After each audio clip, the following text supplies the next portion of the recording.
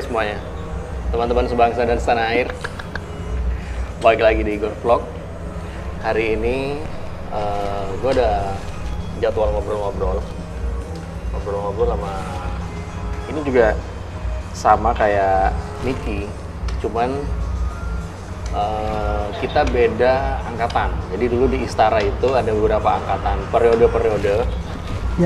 Penyiar tahun 2000-an, tahun 90-an, terus angkatan milenial. Nah, beliau ini adalah angkatan 2000-an awal. Ya.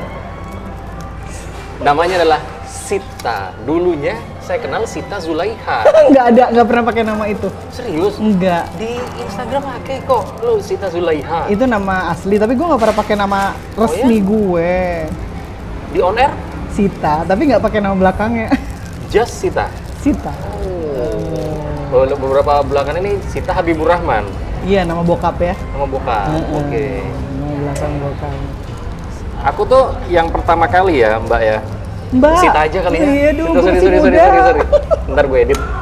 Pertama kali Sis gitu ya.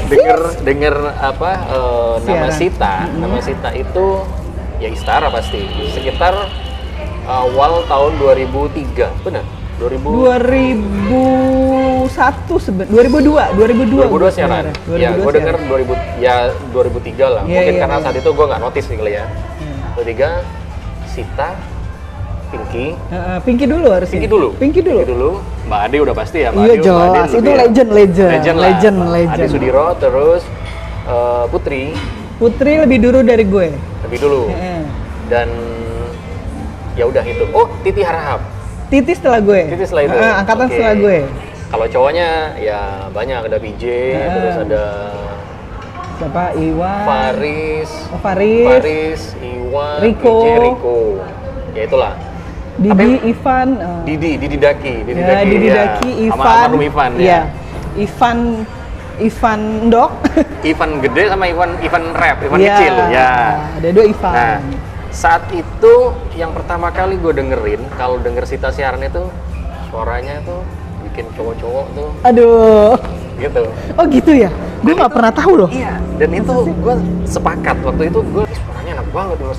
Ya. Waduh. Siapa sih ini katanya? Ini namanya Sita ini. Kamu kenal kok katanya gitu. Ya kenal. Akhirnya sebenarnya kita nggak pernah satu radio ya Mbak ya. Nggak pernah. Karena kita beda angkatan. Iya, nggak pernah ketemu lah gitu kan, beda zaman gitu. Aku masuk 2007 saat itu. Jauh ya? 2007 gue masuk. Dan nggak ketemu kita. Sudah di DJ FM. 2007 di DJ FM. 2007 di DJ FM. Sampai 2008-9 deh kalau nggak salah. Oke, 2009.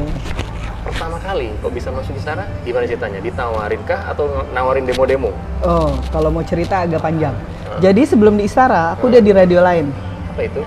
Sebutin nggak nih? Sebutin aja. Di radio IBS. IBS dulu?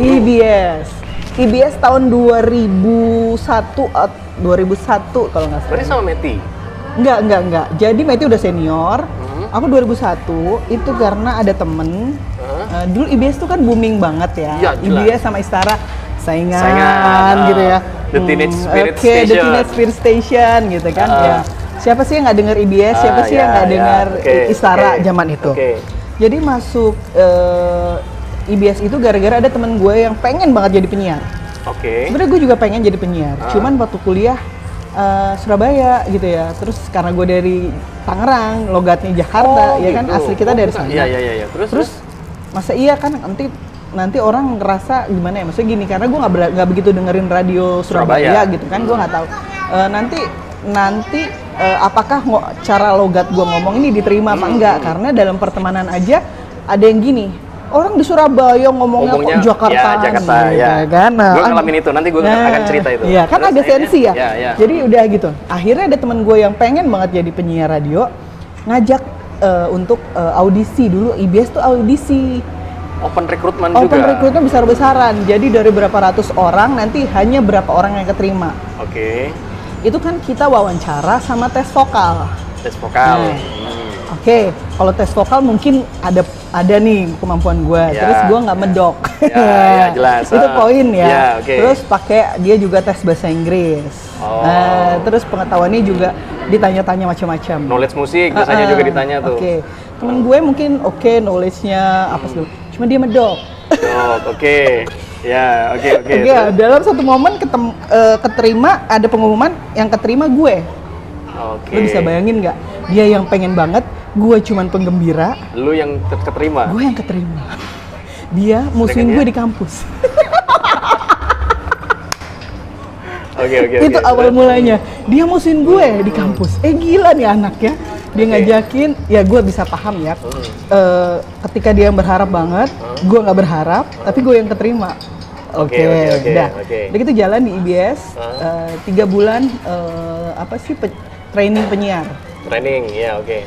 Akhirnya masuk training, terus lolos, ada yang berguguran, akhirnya cuma... Dari berapa? Masih ingat nggak? Total berapa waktu itu? Mungkin lebih dari 10 kali ya. Dari 10, yang akan diambil 1? Diambil sebenarnya akhirnya 3. 3, gitu kan. Udah sisa berapa gitu ya, banyak sih yang training gitu ya, gitu kan. Ada temen gue, yang saat itu masih temen, dia pacaran sama sepupu gue. Itu yang sangat mensupport ya. Udah sih, jangan menyerah, nggak apa-apa. Dan gue dikasih jam siaran yang jam 5 pagi. Loh, itu sudah langsung dikasih plot jam siaran? Dicobain. Di bulan probation di bulan kedua tuh udah bisa masuk siaran. Nemenin dulu seniornya request, zaman request gitu kan. Terus yang siaran pagi, jam 5 pagi yang nggak ada orang yang dengerin, itu gue siaran. Atau siaran jam 10 malam yang orang udah mulai tidur, tuh pokoknya regular time ya, bukan prime time. Ya, pokoknya nggak kedengeran. Itu dilakoni selama 3 bulan pokoknya. Jadi gue sebenarnya agak up and down urusan radio tuh ada gitu ya. Ini sebenarnya awal pertama tuh agak trauma gue masuk radio. Sebelum masuk Istara. Kalau Istara berkesan banget. Jadi setelah itu 3 bulan hanya tinggal 3 orang yang tersisa. 2 orang cowok sama gue cewek. 2 orang cowok, yang satu nih Sunda banget. Sama gue yang agak Jakartaan kan okean gue gitu ya. Sorry ya, dia temen gue juga di radio. Satu lagi kakak kelas gue kuliah di FH UNER. Nggak medok juga, tapi sebenarnya menurut gue lagi kemampuan siarannya bagusan gue juga gitu ya. Dari 3 ini gue pede dong bahwa gue bakal masuk. Udah pede ya? Udah pede, gue bakal masuk.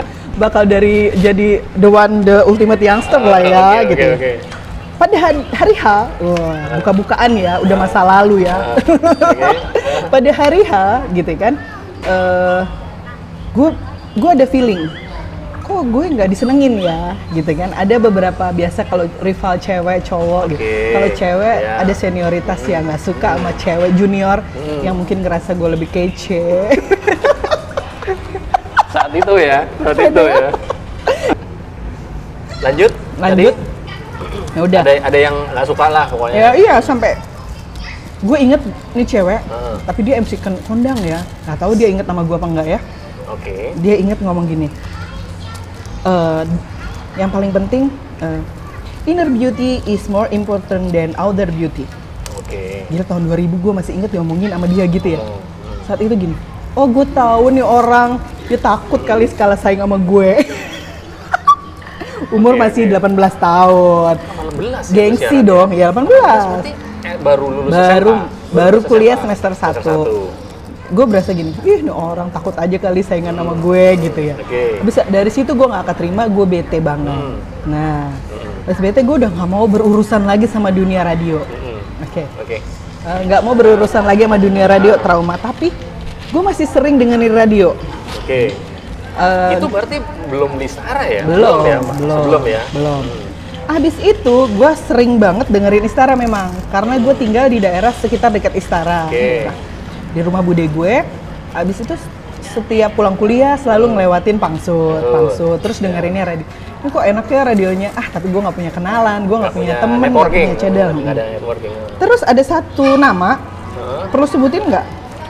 Sebutin aja, nggak apa-apa. Kalau bisa gue edit nanti. Kalau nggak berkenan orangnya gue edit. Jadi karena gue di IBS, gue kenal sama satu. Dia tuh pengen, Mbak, ayo kita coba training yuk radio yang di Istara. lagi-lagi gue diajakin ya, the power of pertemanan gitu ya, the power of aja. Nggak tahu kenapa dia ngajakin gue.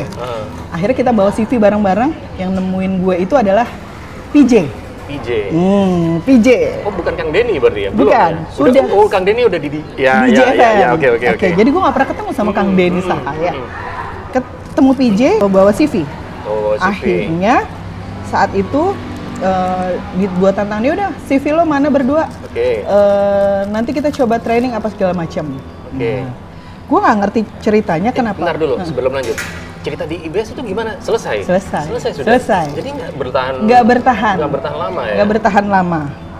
Saat itu jadi penyiar berapa sih kalau training kayak gitu ya?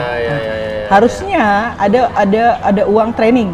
Nah, gue nggak terima itu dan gue ambil karena gue sakit hati.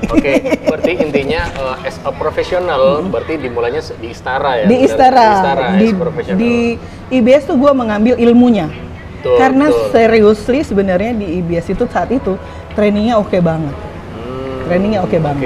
Lanjut, kita balik lagi ke ini ketemu PJ. Abis itu coba apply, terus training. Yang lucu di salah satu hal yang bikin gua kaget untuk masuk radio, PJ bilang gini, kalau mau masuk Istara, lo harus masuk ke tempat clubbing. Itu yang aku dapetin juga saat itu. Itu akan aku ceritakan nanti. Iya. Dan itu seumur hidup gue, walaupun gue besar di kota besar, istilahnya bukan kota besar utama, suburban city ya, gue nggak pernah masuk klub. Nanti aku udah cerita itu. Langsung akhirnya, aduh gimana ya nanti kalau gue izinnya ke bokap, nyokap, ke bude gue gimana, ngomong apa nih? Gitu. Akhirnya gue terus terang, gue bilang sama bude gue, karena gue tinggal di rumah dia, Bude, ini ada training radio, tapi aku harus keluarnya malam, harus masuk ke tempat klub. Lo tau nggak bude gue bilang apa? Apa jawaban dia? Nggak apa-apa. Ini orang tua, kolot sebenarnya, tapi dia bilang nggak apa-apa, kan buat kerja. Oke, ini peluang gede nih, gitu padahal sebenarnya ya kalau kita lihat telah lagi itu nggak ada korelasi antara gitu clubbing sama air personality.